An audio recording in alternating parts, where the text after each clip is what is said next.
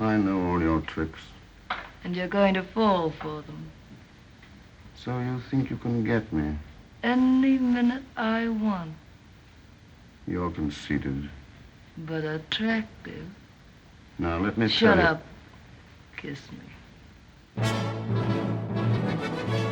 Hello, and welcome to Season 4 of How Would Lubitsch Do It?, a podcast in which we discuss the works of director Ernst Lubitsch, one film at a time. It's 1932, and Willa Ross joins us for further discussion of Trouble in Paradise. Come visit ernstcast.com if you'd like show notes, resources as to where you might find the films we'll be discussing, a link to our Discord, or just to say hi.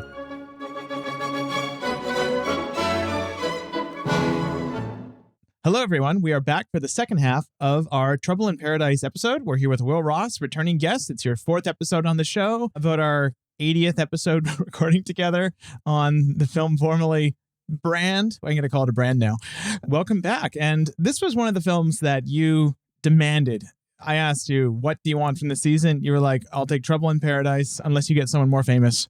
And I didn't. So you're on this episode about, it might be the single most famous of Lubitsch's films. It's probably one of three films in that conversation.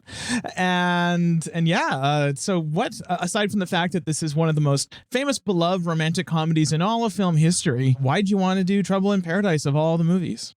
Well, first of all, just to disclaim, I think the only film I out and out demanded was Heaven Can Wait. Not because it's my favorite Lubitsch, to be clear, but we can talk about that more when we get to the Heaven Can Wait episode. But why did I want to do Trouble in Paradise? Part of it was because I felt, honestly, like the Lubitsch's that I had done already on this podcast, I don't know, I guess this is a slight. There's no way to say it. I was going to say no slight to them, but like they're relatively minor Lubitsch, right? How dare you call Where Is My Treasure minor? And that in some ways can make them a bit more challenging to talk about, especially like trying to formally dissect them in like meaningful ways, right? I had to repeatedly drop caveats of like, oh, it's easy to try to ascribe meaning and stuff when we're like, we might just be over borrowing forward context from the director's career, et cetera, right? And I honestly find like talking about incredible, often canonical works easier. It's oftentimes people say like, oh, there's nothing left to say. What am I supposed to say about Trouble in Paradise? But the thing is, the reason like great art is inexhaustible, right? Where Is My Treasure is very exhaustible. I think we exhausted it. We like, I'm glad we established, like we got you on record as admitting that you like goblins.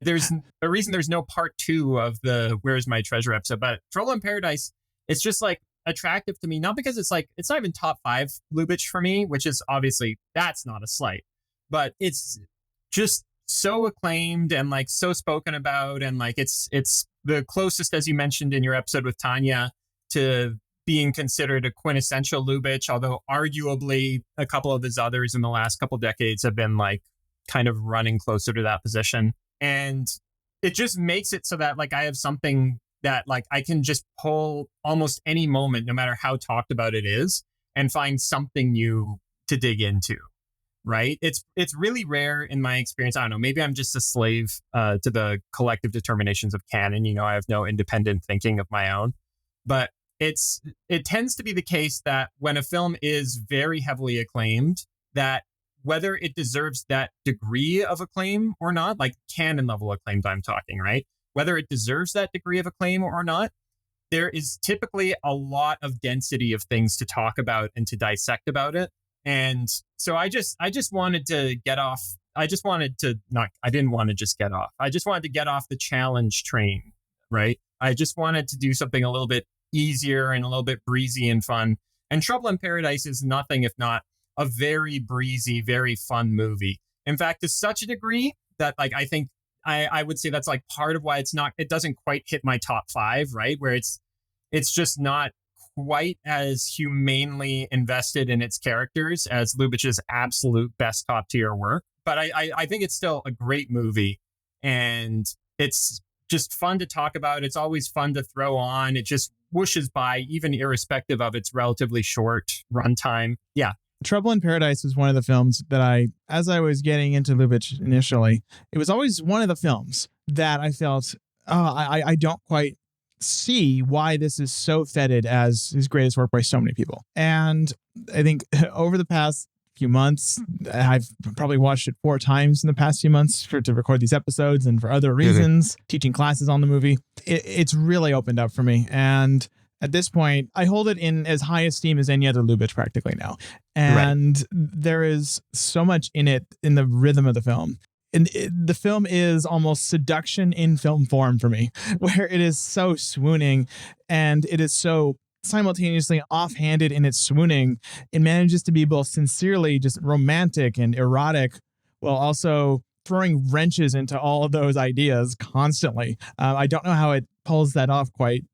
I don't know if there's even an explanation other than just the sheer skill of all involved. But to get into this, I mean, you mentioned before we recorded that you in particular wanted to talk about the first 5 minutes of the film. And I think that's great because to me, the first 5 minutes of this movie are among the greatest achievements in American cinema. It's pretty good. It's one of the most romantic passages in any film. But also, maybe a way to get into that is you have a major correction. I made a huge mistake in the past episode. This is going to shatter everyone's illusions about my qualifications to talk about the show.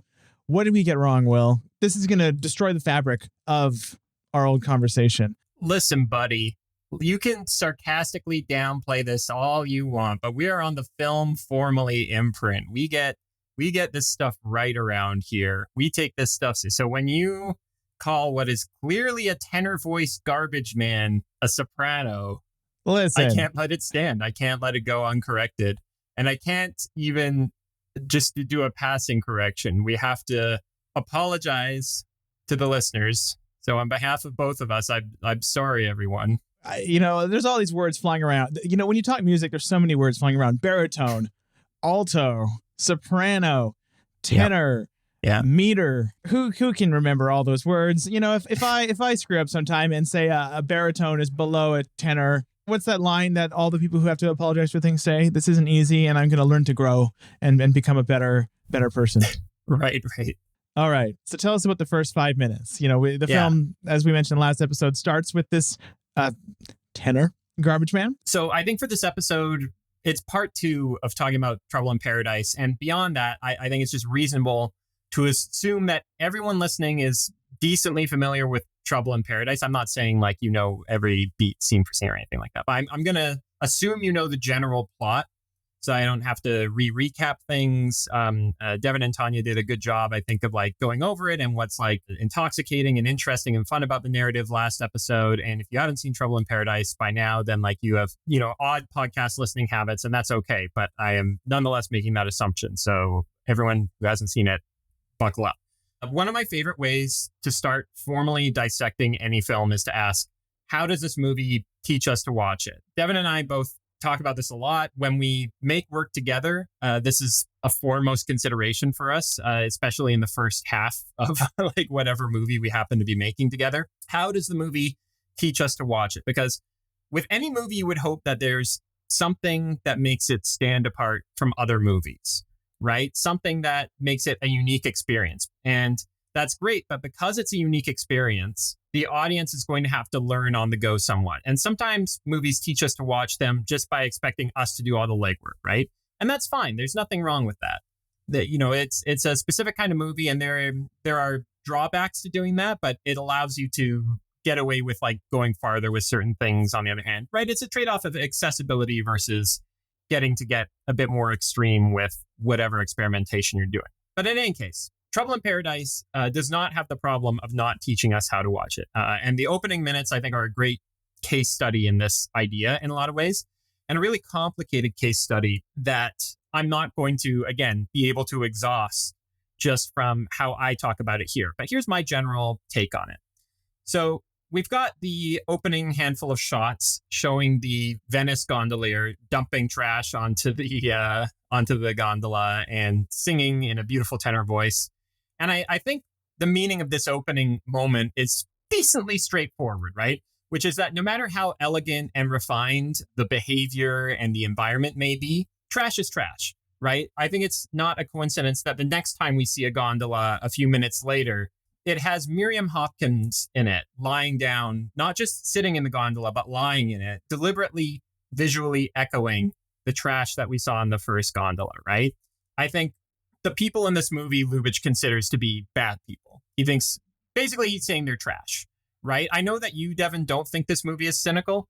This is a point where I definitely depart from you. I think it's a very, very, very cynical movie. I think this is so cynical that it's pretty darn close to the most cynical Lubitsch movie I've seen. It is very observant about the motivations and the emotional whims of the people it's cynical about, right? Like, Lubitsch is ultimately like a person who's trying to understand and empathize with human beings, right? Like, he's not trying to make us hate the characters, but I don't think he's at all above us judging or disliking the characters or doing so himself, right? And I think that there's a few cues in this whole opening sequence, or like the opening 5 minutes, whatever, that are kind of him cueing us into that. And the biggest one on that point is the trash. There's trash in the gondola, and there's a guy singing, and, you know, it's doesn't matter where you are, you know, who you are is who you are, and class doesn't determine your worth. These are not good people. Their impulses are relentlessly selfish. Any flashes of empathy on their parts are more than counterbalanced by their hypocrisy. That's my general take on the movie and its characters. I'm sure we can get into this more, but I think it's a reasonable place to approach Trouble in Paradise. Anyway, opening shots, Lubitsch is using like a really forceful contrast to remind us that a high circumstance does not equate to high character. I don't think Lubitsch admires anyone in the movie. Maybe he likes them, maybe he doesn't. But I don't think he believes they're good people. So, following that opening scene, we get a really curious shot that I want to talk about. And to me, this is maybe the most interesting shot in the first 5 minutes, more so than the more famous big old tracking shot. This is a shot that seems to be depicting an empty drawing room at night, right? It's a static composition. The left side of the screen is a messy, barely visible desk. On the right, we can see a huge, like, balcony window looking direct, like, huge as in very tall, looking directly out over Venice, right? We can still hear the gondolier singing after the cut to this shot. So it's implied that the windows are directly over the Venice canals, right? Obviously a very attractive property by any measure. So after a couple seconds on this static composition, something really unusual happens, which is that the camera pans over to the right. Not a huge pan, but enough to move the desk off screen and to reveal and center a second very large balcony window just to the right of the first one. The thing about this is there's nothing especially distinct about this second window, right? It's not like he pans over and we go, oh, a second balcony window, right? We're not shocked at this incredible reveal of a second balcony window. It's not like it's meant to make us reel with the fact that they're even more affluent than we expected from the first shot. The only thing that happens to be distinct about it is that there's like a tree right outside the window, which is not especially distinct at all. So just after the pan, a silhouette runs into the frame from the foreground, climbs over the railing of that balcony, and descends that tree just outside the window. So I think what's strange and important and notable about this movement is that it's done in anticipation of the figure who moves into the frame and the actions that he performed, right? It's much more typical, especially in the context of Hollywood filmmaking, for camera movements to either match a figure's movements, that is, the movement begins at roughly or exactly the same time that the character's movements do, or react to them, that is, the character moves and then the camera quickly follows. So let's put a pin in that for just a moment, right? A few shots later, the most famous camera movement in the film and one of the most famous camera movements in the 1930s cinema happens, right? From outside the drawing room, the camera is just peering in until the man inside, Francois Philibert, played by Edward Everett Gordon, just collapses to the ground. And then the camera laterally tracks away from the window, along the wall of the building. Then it cranes out away from the building. It curves around it, around the corner of it, and it races along until it reaches another window on the other side of the building to reveal Herbert Marshall smoking at the balcony of his own room.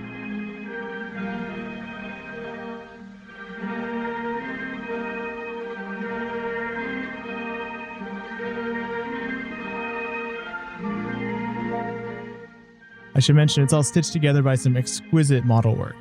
Yes. Yeah. It's three shots. The transition between the center model shot that has like the really elegant camera movement, it's done by hard cuts and they are noticeable. But I believe that when you are a true cinephile, you know it because you don't care that there are obvious hard cuts in that moment.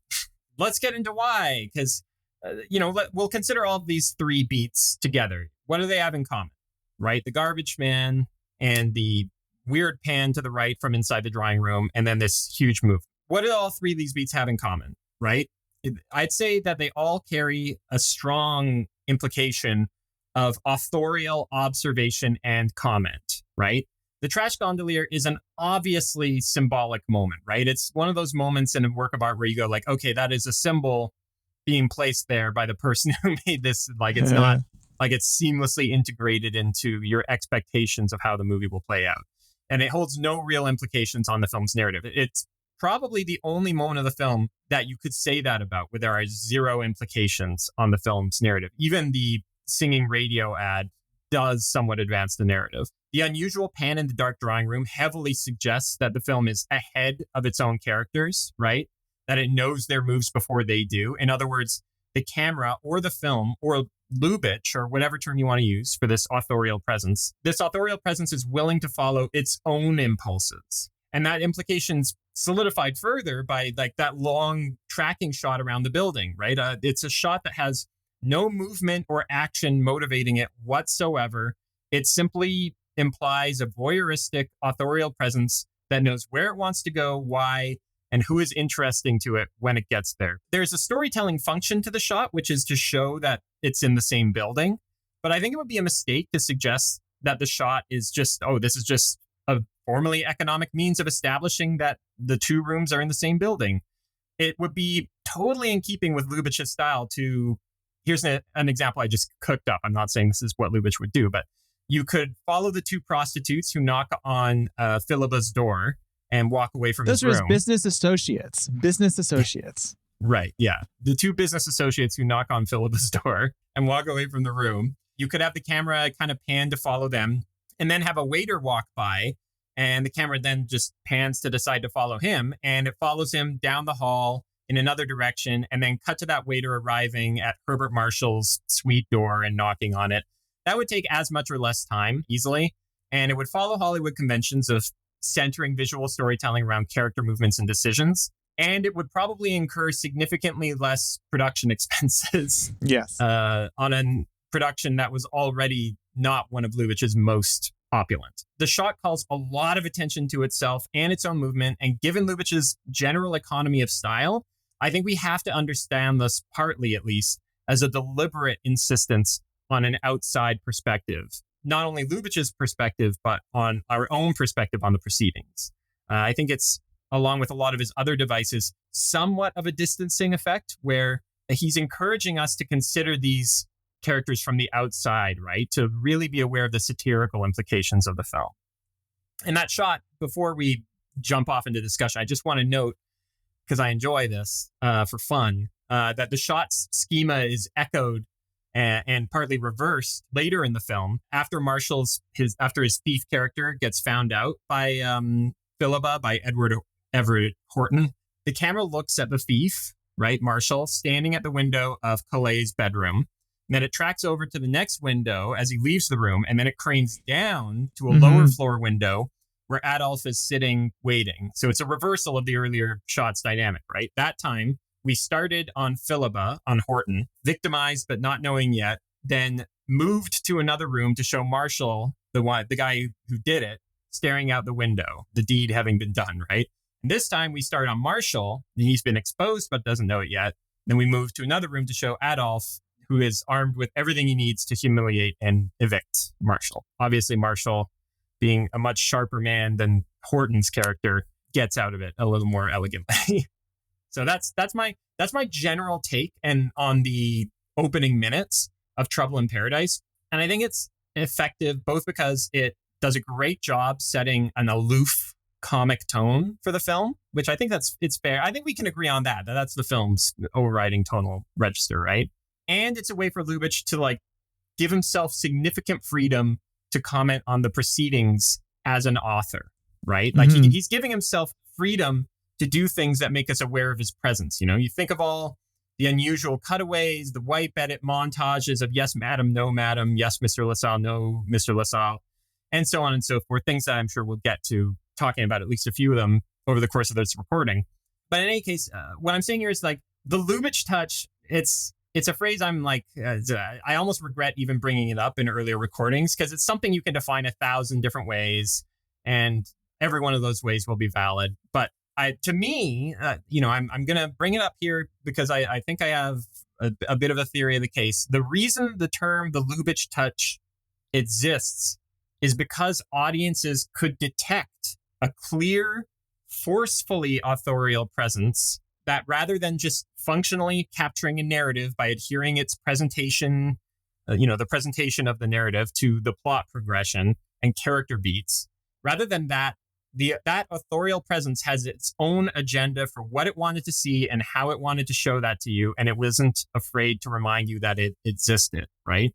The Lubitsch touch as a term exists because it is both a very distinct point of view that this authorial voice has, and because it is so willing to remind you it existed, right? Like we don't talk about the Hawks touch because Hawks isn't quite as eager to remind you of the presence of commenting personality behind the camera. So that like maybe that's why Trouble in Paradise gets cited as the quintessential Lubitsch so often, right? Like it's a descriptor with problems that you rightly alluded to in the last episode, calling this film quintessential Lubitsch because his filmography is very diverse, and I don't think this film is closer to encapsulating his common elements than a lot of his other films. But it's ostentatious with the devices that formulate his perspectives on characters, on their behaviors and their politics. And there's a confidence in his use of these devices that I would personally say, I haven't seen every single one of his earlier films, but I haven't seen in the films preceding this. And to an extremity that I haven't seen in anything after this. One might call this the quintessential film of his most famous era, which is the pre-code era of Lubitsch. I mean, if I had to say, okay, what's the most maximal version of this era? It's The Merry Widow. That film is bigger. Its authorial control of the camera is even more overt.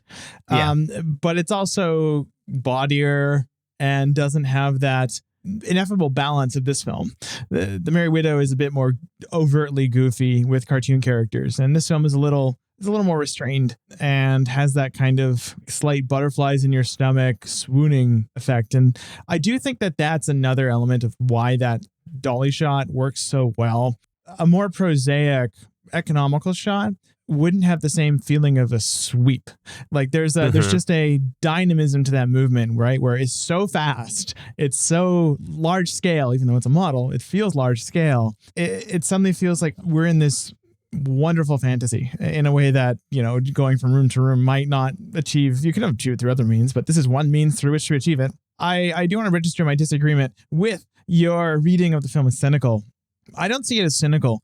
I see it as maybe the best example of a film governed by the stereotypical Lubitsch code of ethics, which is that, in this film, being upstanding morally, really, that's a dimension that's not even virtue in the kind of sense that us in our societies might think of it, isn't a variable in this world that really matters. What really matters is, are you sophisticated? Do you have good manners? Are you inherently, from the core, are you a smooth operator?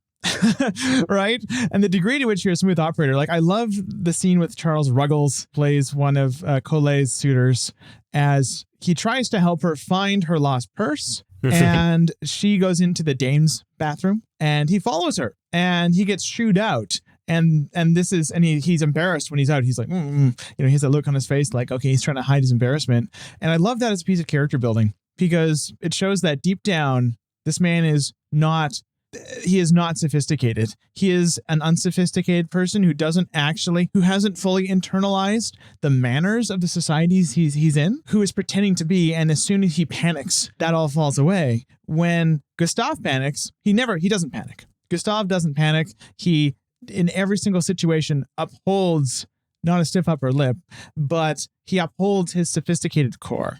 And that's what makes him an inherently, you might say, upper class person in this world, where class is less about how much money you have or your birth, but about the elegance through which you glide through life. Right. It's the And- nouveau poor thing, right? Exactly. And so, this is a film where stealing from one another is a love language. Colette, for example, the scene where she kind of feigns, in my opinion, ignorance or disinterest as a way of preventing the board from cutting the wages of her workers. That scene to me is very uncynical because it's someone essentially putting on the airs of an out-of-touch aristocrat to do something, I think, pretty good and humanistic. I don't see the film as necessarily condemning anyone on screen. It's just a film where we can escape. In a funny way, it's an escapist film because it's a film where you can kind of escape from your own morality to live in this other world where there's the things that we would generally consider immoral, bad, or frivolous take on an incredible weight. So that's my rant about that. I hear, I agree with a lot of what you're saying, but you have a fundamental idea. I think your thesis here is that, correct me if I'm wrong, the morality of your behavior is not something that the film is interested in its configuration of how people are.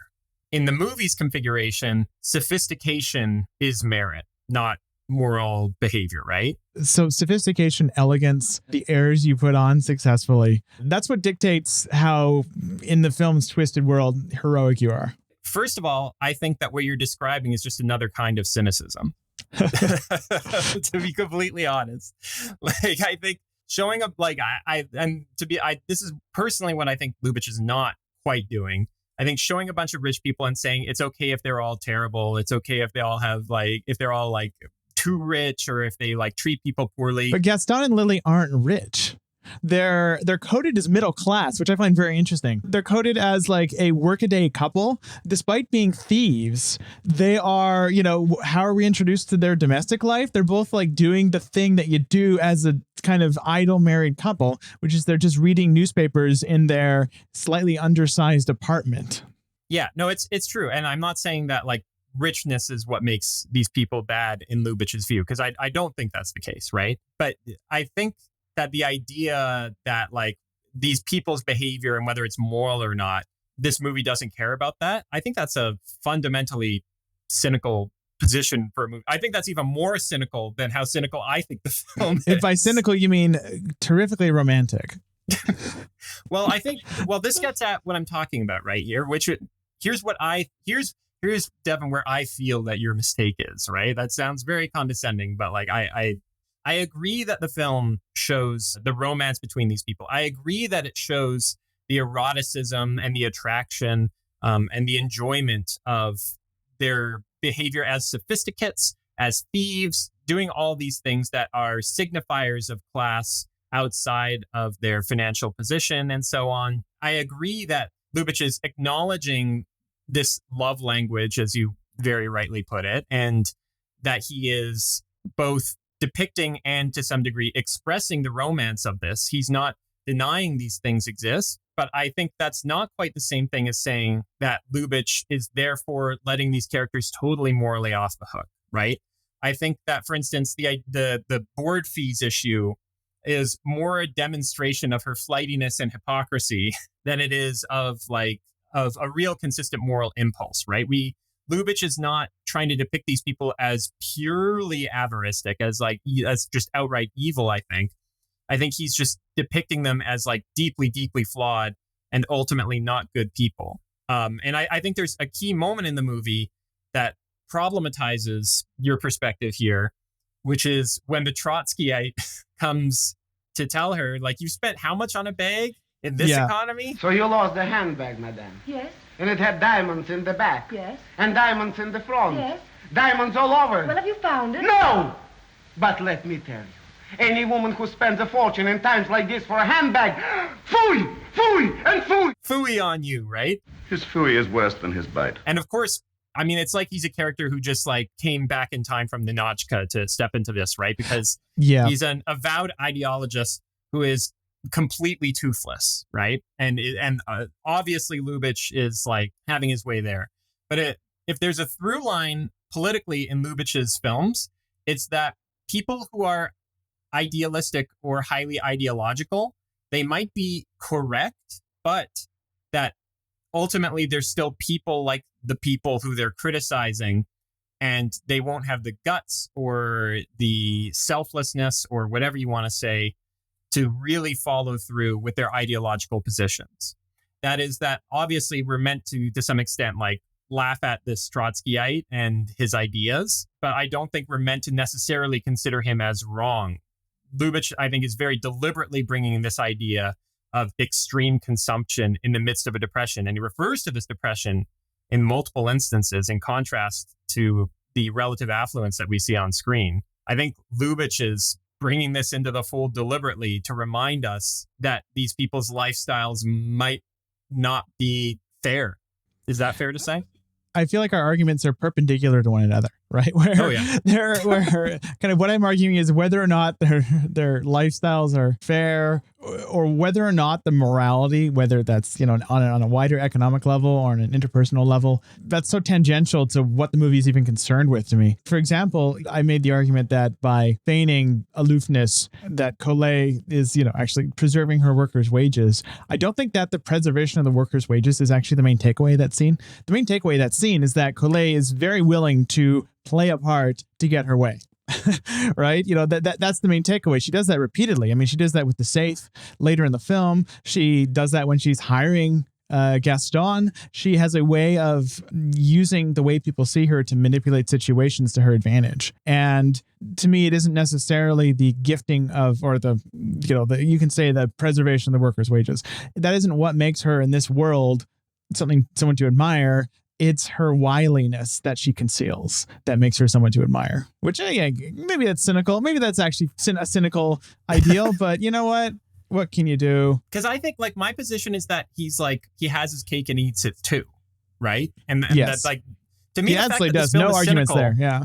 The fact that it's cynical and that it's like very sincerely romantic is part of what makes Lubitsch such a great director, right? And what makes, you know, the last decade plus of his career, you know, generally considered like his best period, I think by us included.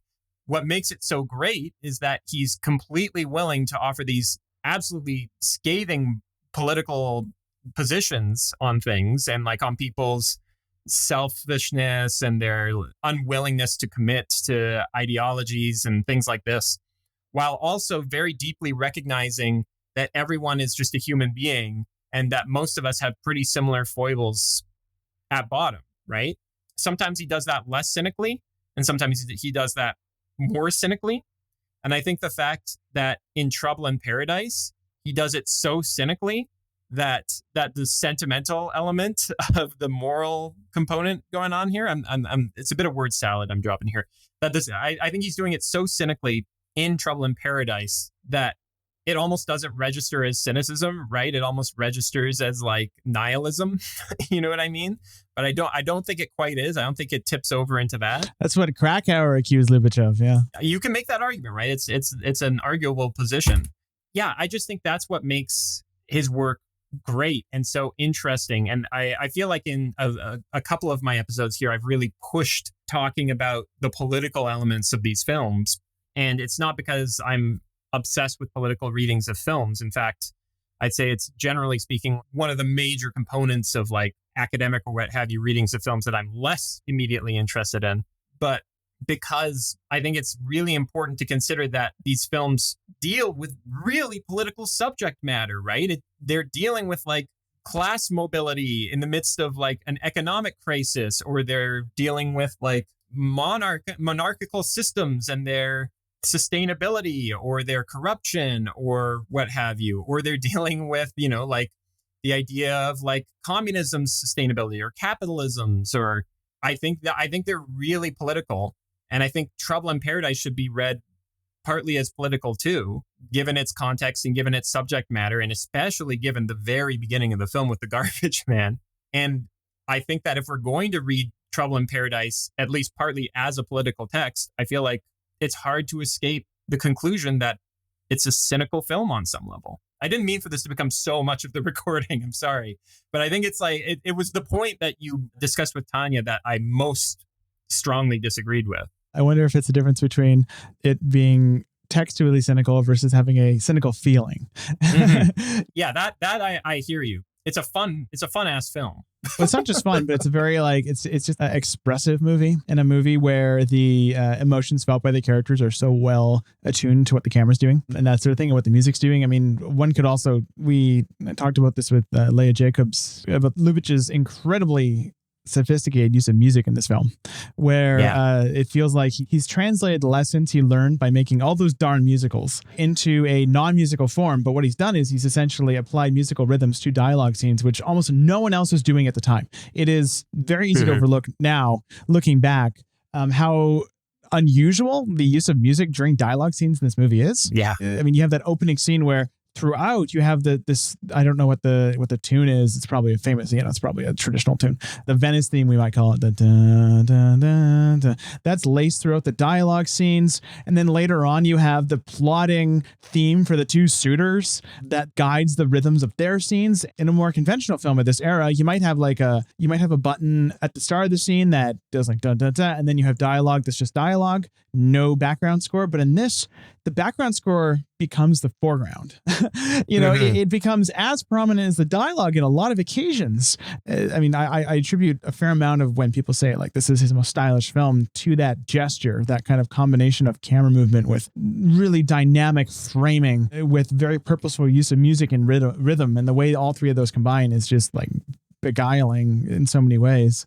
No, I completely agree with you. It's everything you're saying is true, right? And the music is very Quicksilver in its identity too. Sometimes the music will be used in a very, the term is Mickey Mousey kind of way. With the butler walking up and down the stairs, that sort of thing. Yeah, it is matching and reacting to the action on screen beat for beat and directly commenting on it. And Mickey Mousing is often used as a pejorative. It's just a way of doing music for films. It can be good or bad. Obviously, sometimes it's like much less Mickey Mousey. It's very willing to comment on action. Sometimes it's very distinctly unused in favor of, as you said, other rhythmic elements. A very obvious one to cite would be, just to bring it up again, yes, madame, yeah, no, madame, etc. montages. Yes, madame. No, madame. No, madame. Yes, madame. I really want to somehow segue to the clock scene. Rhythm. Speaking of rhythm, scenes like, the yes, madame, no, madame scene, oftentimes that combination of rhythm and his usual, at this point, really de rigueur offloading of dramatic weight to objects hits something of a career climax with the clock scene. This is justifiably a famous scene where we have an entire tale told of a night out, where we start with an insert on a clock. It's a kind of a very ordinary clock. It's not a fancy one. It's a little alarm clock on a desk, right? We hear Lily tell Gaston, "Now, Gaston, don't you have an affair tonight?" Well, I'll leave you alone with that lady. But if you behave like a gentleman, I'll break your neck. It dissolves to 20 minutes later. We hear Gaston talking with Collet. Yes, madame. Has Mademoiselle Vautier gone? Yes. Oh, that's too bad. I wanted to ask her to ask you if you would be good enough to go out to dinner with me tonight.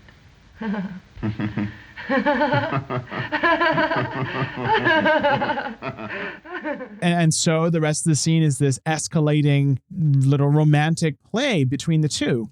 And what I find interesting about this, it takes a lot of what Lubitsch had been doing, and to a very small degree what other filmmakers have been doing, to its kind of logical extreme, which is that no longer are these objects like a button. No longer are these objects something outside commentating on the central subjects that we're still kind of with. Usually even in other Lubitsch films, you have a door, but you're still seeing the humans through the door.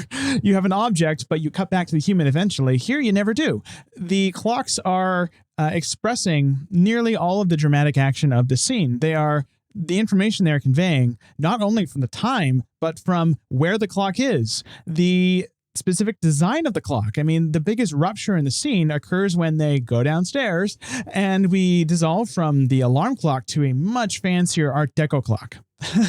Right? And that Art Deco clock, expresses, what does it express? It expresses the moment when Madame Collet, starts to actually succeed in seducing Gaston. It pans over then to a very phallic image of champagne bottle, champagne bottle sticking up out of a bucket. And there's one other element here that I think is worth talking about, and that's calling back to Dave Kerr's line from earlier in the show, and I think it's actually from his video on Rosita, about how silent film is a collaboration between viewer and filmmaker in a way that sound cinema isn't to the same degree, because with silent cinema, you're given less information. You have to infer more.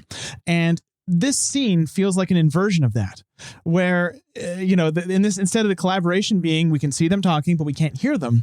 In this case is we can hear them talking, but we can't see them. It's an inversion of that. Mm-hmm. And we also see in another scene too, a version of this that aligns even more with silent cinema, which is that great party scene where we see Collet and Gaston interacting, kind of playing that little game outside with the party guests. And we can't hear them because the point of view of the camera is inside. So many times in this movie, and in films from this era of Lubitsch, we're denied one sensory input or another. He is using all the tools of formalism to fulfill kind of what he sees as the best thing you can do in cinema, which is don't tell the audience it's 4, give the audience 2 and 2. And when they add it up to 4, they'll love you forever. Yeah, you're talking about, in a lot of ways, it's that Bresson quote, right? The eye solicited alone makes the ear impatient. The ear solicited alone makes the eye impatient. Use these impatiences. As I kind of, I'm not just watching Ernst Lubitsch movies for the past year, everyone, just so you know. But as I'm watching other cinema, I feel like by watching his films so freaking frequently, my expectations for the way that filmmakers use inference has become unhealthily unbalanced. I'll see, I just watched Past Lives, and there was one shot in it where I saw 2 characters, one walking up a staircase and the other walking off to frame left down another road. And I'm like, oh, that metaphor for 2 characters taking 2 roads, too obvious. And this is like a pretty subtle visual metaphor. And I mean, it's not so, but it's a pretty, garden variety visual metaphor. But even then I was like, no, come on, stop telling me. Don't tell me what to think. There should be a phallic metaphor somewhere in there. My tolerance for this has grown and grown to the point when I get withdrawals when I'm not given this degree of that tension, as you say. And as you say, the clock scene is just an incredible expression of that. Because it's such a great scene, I'm going to draw out even more fully the discussion of it by pointing out that even after that Art Deco interior clock that pans to the champagne bottle, there's one more huge, kind of pseudo grandfather Art Deco clock. After the shot of the champagne bottle, the one expectation that you could reasonably have there is that the pattern of clocks has ended, right? That's the gag that ends the whole sequence. But Lubitsch dissolves to another clock, and he makes it still feel like a continuous segment of the sequence because he uses a match dissolve from the neck of the champagne bottle to the clock tower in the distance outside the window. It's just unreal, right? Yeah. And then he transitions from a shot of the moon to a shot of the very circular looking grandfather clock face and so on. This movie's got a lot of really cool dissolves in general. My absolute favorite, this is my favorite formal device in the whole film. It's pretty late in the film. Herbert Marshall's character calls Miriam Hopkins to tell her that he's going to stay overnight with Francis K. We never hear his side of the conversation saying any of this. We just see Hopkins's reaction, which is her face just goes totally blank. She's obviously distressed, and she gives very placid, of course, type responses. And then there's the match dissolve to Kay Francis, who replaces her in the frame, right? He uses the most incredible match dissolve, and a match dissolve, like a match edit in general, for listeners who don't know, means that the edit is between 2 visually similar objects, especially similar in shape, geometric, proportion. Yeah, they're on occupying the same space on screen, etc. But anyway, he uses that match dissolve to show us what she's worried about rather than telling us. So gradually the image of Hopkins's defeated face is replaced by Kay Francis's very devious gaze. The hand holding the phone of Hopkins is replaced by a hand raising a cocktail glass. And then just as the dissolve ends, Kay Francis reclines her head back on the chair and the camera moves back, like this great exhalation of victory, right? It's also such a great example of the way that the film flows from one moment to the next so well. I mean, for example, this shot of Kay Francis did not have to be linked via a dolly to the two suitors having one of the most totally unrelated, by the way, big plot points in the movie, but they are. And the whole film is comparatively subtle about this. The entire film flows past you like a river. It is so good with linking moments like this together. It never feels like we're doing and then, and then, and then. Everything is linked in some clever way or another. It continues right up until Horton delivers the news to Kay Francis, where he just says tonsils. Tonsils. Positively tonsils. Tonsils. Positively tonsils. Just fantastically dense, elegant, just so carefully constructed in its direction, right? But the match edit, like even like just the deliberate, the little details of the match edit are so good because it's not a perfect match, right? It's not like Hopkins's nose becomes Francis's nose and her eyes become Francis's eyes, etc., right? In terms of on-screen position, they're very close on screen, but they're not quite a perfect match. That like their angle and their position in the frame, it's not quite identical. And because of that, I was thinking, oh, why is that? It's still very visually appealing the way that it dissolves over. Like dissolves are one of the most visually complex things you can do in a movie, like to pull off and make it look aesthetically appealing.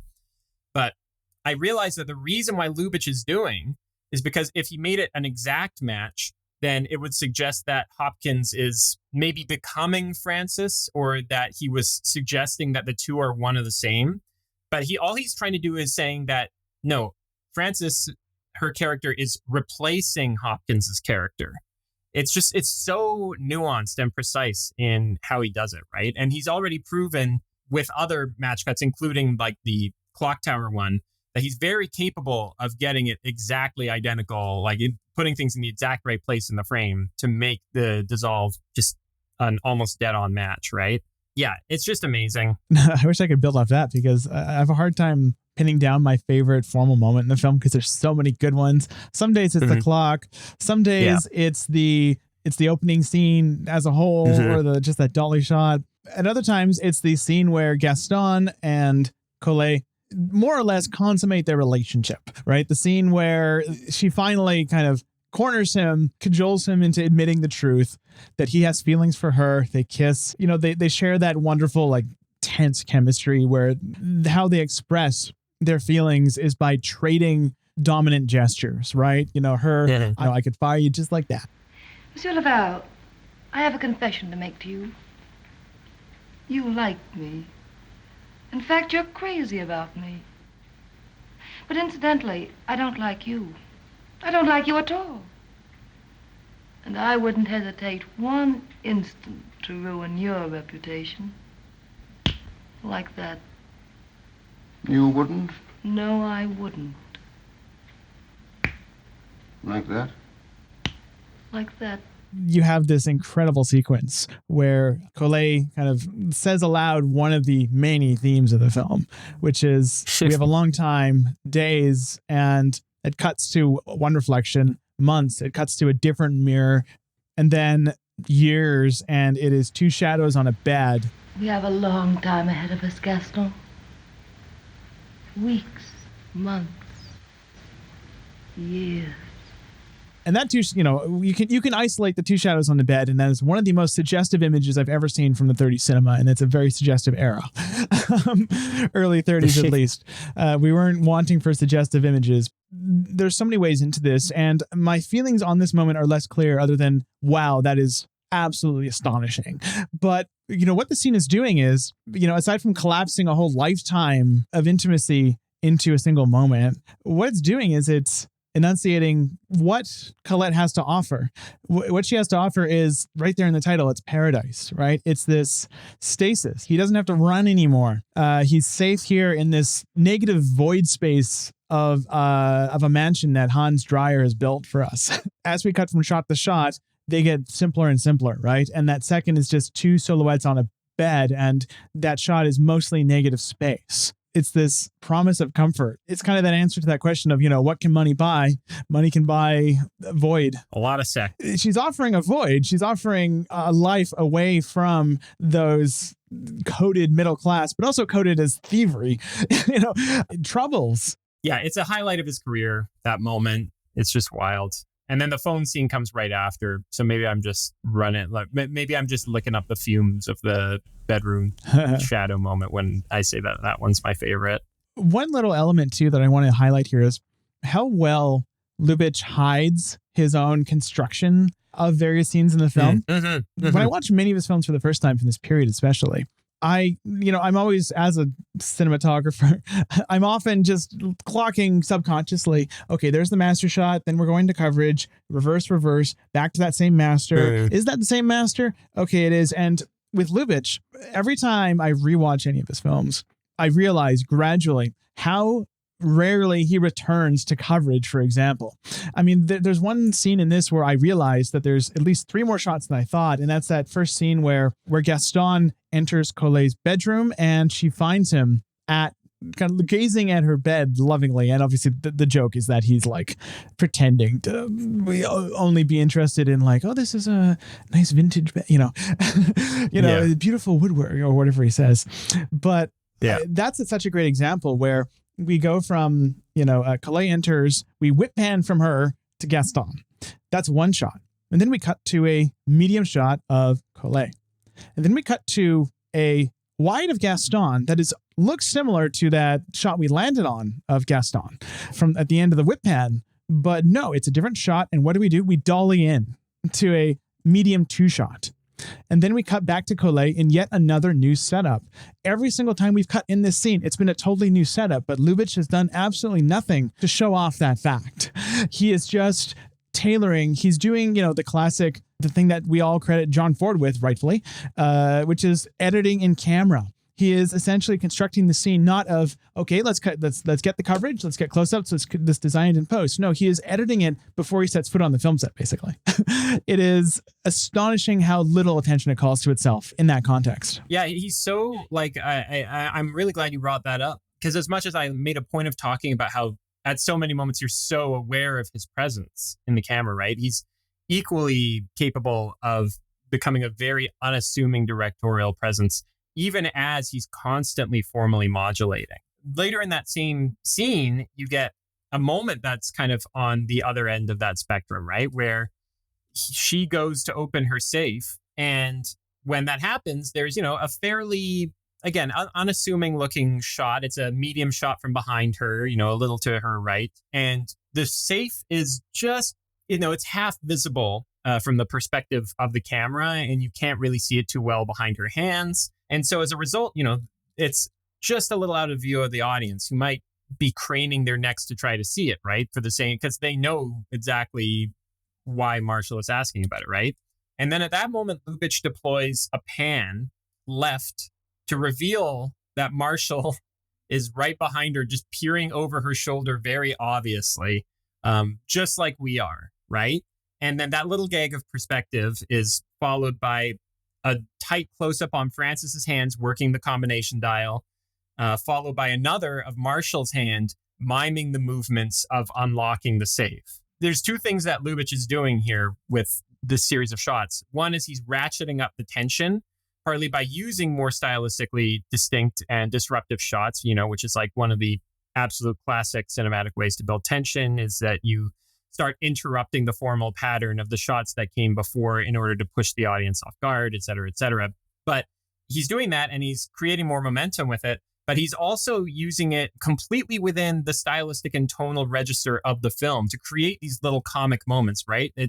Maybe it's too subtle for me to call it a gag like I did, but this little joke of the audience is kind of like the safe is just out of their view, and then it pans to show Marshall also just kind of craning his neck, like pushing his head like 8 inches past his shoulders so that he can try to get a better look at what she's doing.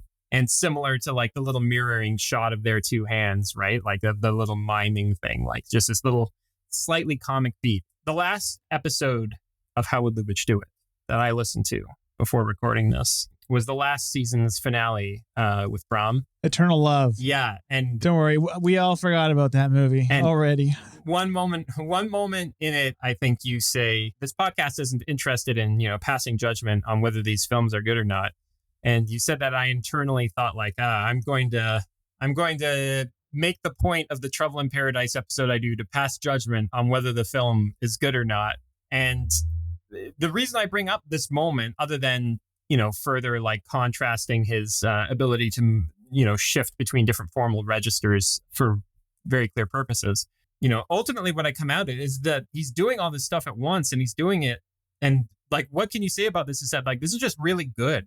This is the good shit, man. Like, it's stuff where I don't know what I would say someone's first Lubitsch would be. People certainly, at least I think, used to commonly recommend Trouble in Paradise as a starting point, which I think is actually a pretty bad starting point for Lubitsch. But if you're tuned into the rhythms of how he operates, then there's not a hell of a lot of more fun Lubitsch movies than this one. And the biggest reason why this is so fun is that it's just such a fireworks show of a director, like just completely hitting his stride with absolute confidence in his craft. I think this is his best film up to this point. At the very least, it's his best film up to this point. This feels like the culmination of everything he learned during the silent period.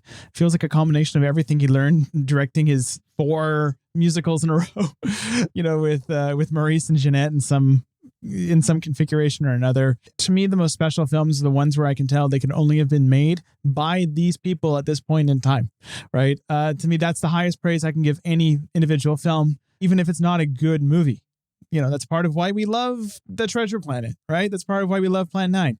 But in this case, and there's a few Lubitsch films that I could say that about. It's part of why I love To Be or Not to Be. But in this case, it's a film that could only have been made at the height of the Great Depression during the pre-code era by the guy who directed The Smiling Lieutenant and The Oyster Princess and Eternal Love and everything he had directed before that, and only acted out by these 3 players. Yeah, it's one of those perfect storms of a film. Yeah, you're bringing to mind the one other Bresson quote that I have committed to memory, which is, I love donkeys. Make visible what without you might perhaps never have been seen. Thanks again, Will, for joining us for this. Of course. For our second part of Trouble in Paradise. You're going to join us next season for Heaven Can Wait. And I'll tell you, can't wait. There we are. Next week, Krin Gabbard joins us for our final discussion on Trouble in Paradise. Head over to ernstcast.com for information as to where you might find the films we'll be discussing this season and other resources such as show notes and our Discord server. How Would Lubitsch Do It is a production of Moving Image Agency. Rylee Cronin was our dialogue editor for this episode. If you enjoyed this episode, please rate and review us on whatever podcast platform you happen to use. It helps other people find our podcast and therefore find Ernst Lubitsch. We'd like to acknowledge that this podcast was produced on the unceded territory of the Musqueam, Squamish, and Tsleil-Waututh peoples.